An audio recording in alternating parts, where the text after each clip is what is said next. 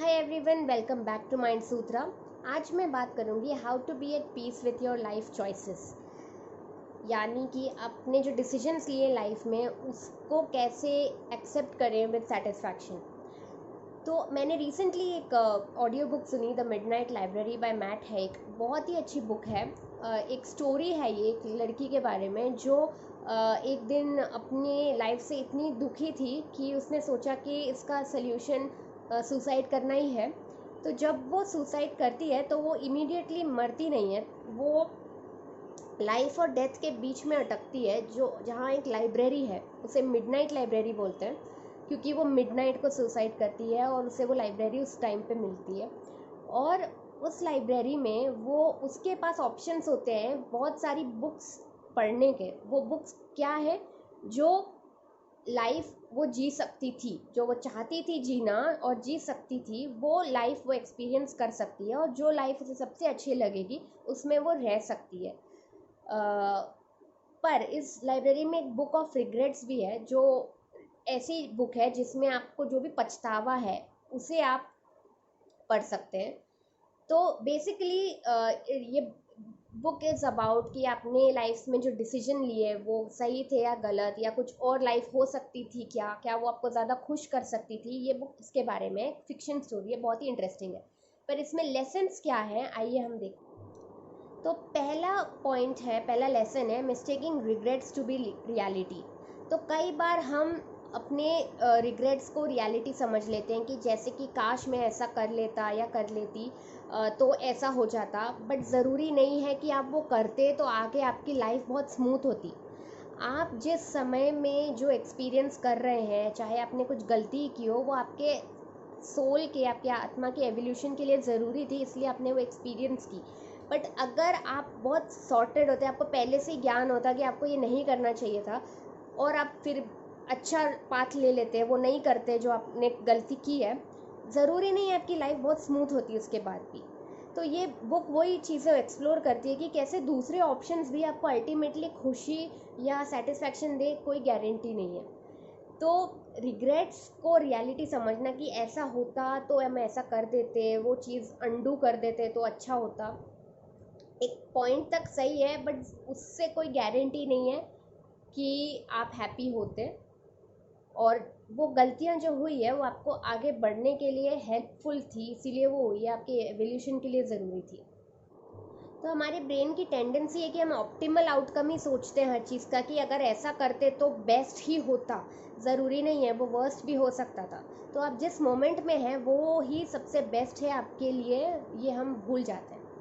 अगला पॉइंट है you do matter. तो उस लड़की को जिसने सुसाइड करने की कोशिश की थी, उसको ये लगता है कि उसको किसी काम की नहीं है, किसी के लिए उसका लाइफ वेस्ट है, उसने किसी के लिए कुछ किया नहीं। बट जब वो वापस अपनी लाइफ उसको विजिट करने का मौका मिलता है तो उसको ये रियलाइज़ होता है कि उसने कितने तरीक़ों से, छोटे छोटे कुछ बड़े रूप में, कितने लोगों को इम्पैक्ट किया है उसको बिना पता चले। तो हमें रियलाइज़ नहीं होता है कि आपके छोटे मोटे अप्रिसिएशन ऑफ वर्ड्स, या फिर किसी को आपने कुछ चैरिटी कर दी, या फिर आपने किसी के लिए कुछ बना दिया, कोई गिफ्ट दे दिया या कुछ कर दिया, वो किस तरीके से किसको क्या इम्पैक्ट हो जाए हमें कोई आइडिया नहीं है। तो कोई भी चीज़ दुनिया में वेस्ट नहीं होती है, नेचर ने बनाया ही ऐसा है कि एक भी चीज़ वेस्ट नहीं है, आप भी वेस्ट नहीं है। और आप कितने इम्पॉर्टेंट हैं वो आपको समय ही बता सकता है। किसी की लाइफ में आपने क्या रोल प्ले किया है वो अभी नहीं हमें समझ में आता, बट डेफिनेटली आप मैटर करते हैं। आपका छोटा से छोटा अच्छा काम किसी के लिए बहुत बड़े रिटर्न्स देता है बाद में, लोगों को भी, दूसरों को भी और आपको भी। अगला पॉइंट है infinite potential in and out. इस लाइब्रेरी की एक खासियत है कि आपको जो आपकी ड्रीम लाइफ है आपको वो एक्सपीरियंस करने का मौका मिल जाता है। तो इस एक्सपीरियंस के थ्रू जो लीड कैरेक्टर है उसको रियलाइज़ हुआ कि हम सब में कितना पोटेंशियल है, कि हम जो इमेजिन करते हैं वो हम अचीव कर सकते हैं। तो बहुत पोटेंशियल है हमें। और अगर हमारी आज स्टेट ऑफ माइंड या और स्टेट ऑफ लाइफ ऐसा है कि हमें लग रहा है कि सब कुछ ख़त्म है हमारे लिए, बट ऐसा नहीं है। हमारे पास अंदर इतनी शक्ति होती है कि हम जो ड्रीम्स अचीव करना चाहते हैं हम वो कर सकते हैं, बस हमें विल पावर स्ट्रॉन्ग रखना पड़ता है। अगला पॉइंट है सेल्फ एक्सेप्टेंस। तो इस बुक में, इस स्टोरी में, ये एक बहुत ज़रूरी पॉइंट है कि जो लीड कैरेक्टर है वो सबकी खुशी के लिए सब कुछ बनने की कोशिश करी है, ना ही इस लाइफ में जो दूसरे बुक्स के थ्रू भी वो अपनी लाइफ एक्सपीरियंस करी है अलग अलग ऑप्शंस के थ्रू। वो अपने फैमिली को खुश करने के लिए, कभी अपने भाई को खुश करने के लिए, कभी अपने पेरेंट्स को खुश करने के लिए कोई कोई लाइफ जीने की कोशिश करी उसने, जिसमें वो उसे सक्सेस, वेल्थ, फेम सब मिला, बट वो अंदर से बहुत दुखी थी क्योंकि वो खुद से ऑनेस्ट नहीं थी कि उसे क्या चाहिए और उसे क्या खुशी दे रहा है। तो जब वो दूसरों की बताई हुई लाइफ को फॉलो करने की कोशिश कर रही है तो वो सैड और डिप्रेस्ड रही है। और इसीलिए खुद को एक्सेप्ट करना अपने फ्लॉज के साथ, जिसमें आपके खुद के डिसीजंस भी हो सकते हैं जो गलत प्रूव हुए हैं, बट उसे भी एक्सेप्ट करना for satisfaction in life is important. तो सेल्फ एक्सेप्टेंस बहुत ज़रूरी है कि आप जैसे हैं अपने आप को वैसे एक्सेप्ट करें, विथ फ्लॉज, विथ आपकी मिस्टेक्स, गलतियाँ, डिसीजंस को लेकर या कुछ भी, और आपके फ्लॉज, आपके मिस्टेक, आपके इम्परफेक्शंस के साथ अपने आप को एक्सेप्ट करें। अगला पॉइंट है लाइफ इज़ प्रेशियस। तो हमारी डेली स्ट्रगल, जो लाइफ की डेली स्ट्रगल है उसमें हम कई बार भूल जाते हैं कि क्या कौन सी चीज़ हमारी लाइफ में सही चल रही है, अच्छी चल रही है। तो अगर हमें सेटिस्फैक्शन चाहिए लाइफ में तो बहुत ज़रूरी है कि जो अच्छा हो रहा है या जो चीज़ ठीक है आपकी लाइफ में उसे हम अप्रिशिएट ज़्यादा करें, क्योंकि हैप्पीनेस तभी है जब आपको पता है कि सैडनेस क्या होती है। खुशी तभी है जब आपको मालूम है कि दुख क्या होता है। अच्छा तभी है जब आपको पता है कि बुरा क्या है। तो हर चीज़ रहती है दुनिया में, सैड भी और हैप्पी भी, नेगेटिव भी और पॉजिटिव भी। नेगेटिव है तभी हमें पॉजिटिव की वैल्यू पता चलती है। तो इसीलिए अपनी लाइफ में जो चीज़ अच्छी जा रही है, जैसे कि आपको खाना मिल रहा हो, अगर शेल्टर हो, ये बेसिक चीज़ें भी कई लोगों को नहीं मिलती है। तो अगर आपका फोकस इन चीज़ों पे हो तो वो और बढ़ेंगी और आपको ज़्यादा सेटिस्फैक्शन रहेगा और आप डिप्रेशन की तरफ कम जाएंगे।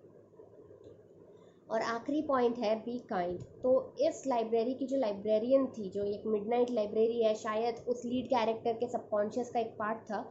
और यहाँ पे एक लाइब्रेरियन भी थी जो उस लीड कैरेक्टर के स्कूल के टाइम की लाइब्रेरियन थी वो। तो वो क्यों उसके सबकॉन्शियस में एक इम्पॉर्टेंट रोल प्ले कर रही हैं, क्योंकि वो उस वक्त उसके साथ बहुत काइंड थी, कुछ अच्छे वर्ड्स बोल दिए थे एनकरेजमेंट के, जब वो एक बुरे टाइम से गुजर रही थी उस वक्त। तो आप के लाइफ में आप किसको क्या इम्पैक्ट कर दें छोटे से छोटे काम से या हेल्प से या वर्ड से ही, आपको नहीं पता। इसीलिए कोशिश करिए ज़्यादा से ज़्यादा काइंड रहने के लिए, ताकि आप डिफरेंस क्रिएट कर सकें दूसरों की भी लाइफ में, जो इन टर्न आपको भी मल्टीप्लाई होके मिलेगा। सो अगर आपको बुक्स पढ़ने का शौक़ है या ऑडियो बुक सुनने का शौक़ है तो प्लीज़ प्लीज़ प्लीज़ इस बुक को ज़रूर पढ़ें। बहुत ही ऑसम बुक है और काफ़ी इंटरेस्टिंग है। तो मैं एंडिंग नहीं बताऊंगी क्योंकि सस्पेंस चला जाएगा, बट प्लीज़ सुनिए और मुझे कमेंट करके बताइए कि आपको ये कैसे लगे पॉइंट्स और क्या आप वो बुक पढ़ेंगे। इसी तरह के इंग्लिश कंटेंट के लिए मेरे ब्लॉग को विजिट कीजिए mindsutra.in पर, और प्लीज़ मेरे चैनल को सब्सक्राइब एंड लाइक करिए ताकि ज़्यादा से ज़्यादा लोगों को ये मैसेज पहुँचे और मेरी चैनल को ग्रो करने में हेल्प मिले। Thank you so much for watching. I'll see you in another video. Till then, bye.